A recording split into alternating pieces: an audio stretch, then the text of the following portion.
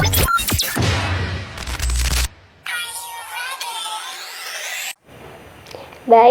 Assalamualaikum warahmatullahi wabarakatuh.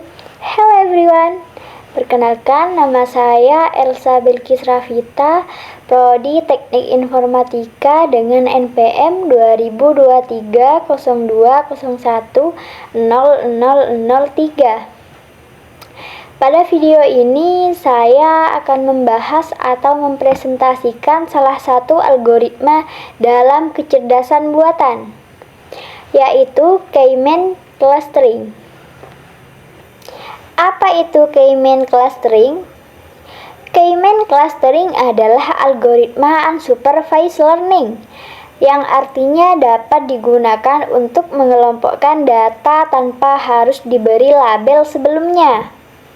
Tujuannya adalah membagi data ke dalam beberapa kelompok atau klaster, agar data dalam satu klaster memiliki karakteristik yang mirip.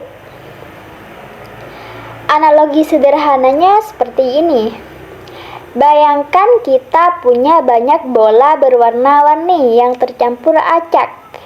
K-means akan membantu memisahkan bola-bola itu ke dalam kotak berdasarkan kemiripan warnanya, tanpa tahu warna itu artinya apa. Inilah mengapa disebut unsupervised, karena programnya bekerja tanpa label.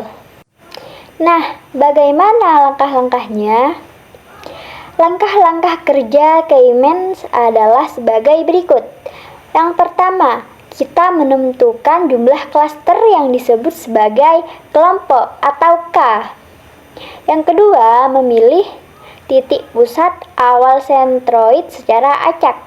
Dan yang ketiga, setiap data akan dihitung jaraknya ke sentroid, lalu dikelompokkan ke yang terdekat. Dan yang keempat, posisi sentroid dihitung ulang berdasarkan rata-rata dalam data cluster. Yang kelima, yaitu langkah 3 dan 4 akan terus diulang sampai sentroid tidak berubah lagi. Analoginya seperti ini. Misalnya, kita masuk ke kantin kampus dan semua orang duduk acak. Tapi lama-lama yang sefrekuensi akan kumpul di meja yang sama.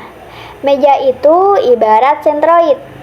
Setiap kali ada orang pindah meja, posisi rata-rata orang di meja itu berubah. Proses terus terjadi sampai semua orang nyaman di tempatnya masing-masing. Itu tandanya sudah stabil atau konvergen.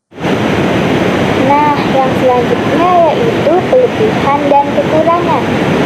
Kelebihan dari K-means adalah 1. Mudah dipahami, 2. Prosesnya cepat, 3. Cocok untuk dataset besar. Namun, ada juga kekurangannya, yaitu yang pertama, kita harus menentukan jumlah kelompok dari awal. Dan yang kedua, hasilnya bisa berbeda-beda tergantung posisi awal sentroid.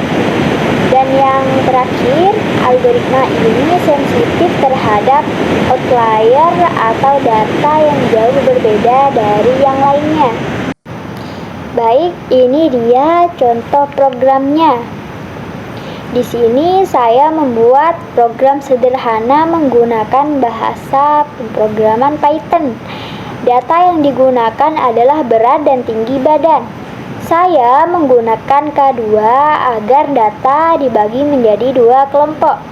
Lalu saya menggunakan library seperti scikit-learn untuk K-means dan matplotlib untuk menampilkan grafik dan NumPy untuk mengelola data. Hasilnya divisualisasikan dalam bentuk grafik 2 dimensi. Nah, di sini saya akan menjelaskan isi dari codingannya. Sklearn untuk algoritma K-means, matplotlib untuk bikin grafik, dan NumPy untuk mengelola data numerik. Dan yang selanjutnya, yang ini adalah data dummy, yaitu data berat dan tinggi badan. Masing-masing elemen adalah berat dan tinggi. Dan N cluster 2 artinya ingin membagi data jadi dua kelompok atau cluster. Feed data memproses data dan menghitung sentroid. Labels adalah hasil klasifikasi tiap data masuk ke cluster berapa, 0 atau 1. Sentroid, posisi titik pusat cluster atau sentroid. Nah, yang ini adalah gambar hasil clustering. Titik data akan diberi warna sesuai klasternya. Titik sentroid akan digambarkan dengan X berwarna merah. Label sumbu dan judul ditampilkan. Nah, ketika di-run akan muncul grafik seperti ini.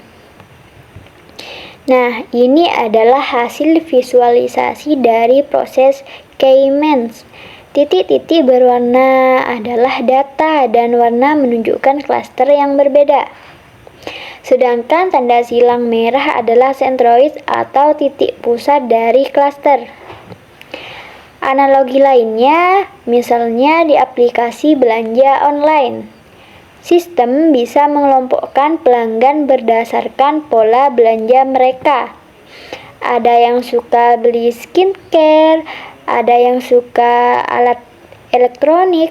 Walaupun tidak ada label, program bisa mendeteksi pola dan membagi kelompoknya secara otomatis.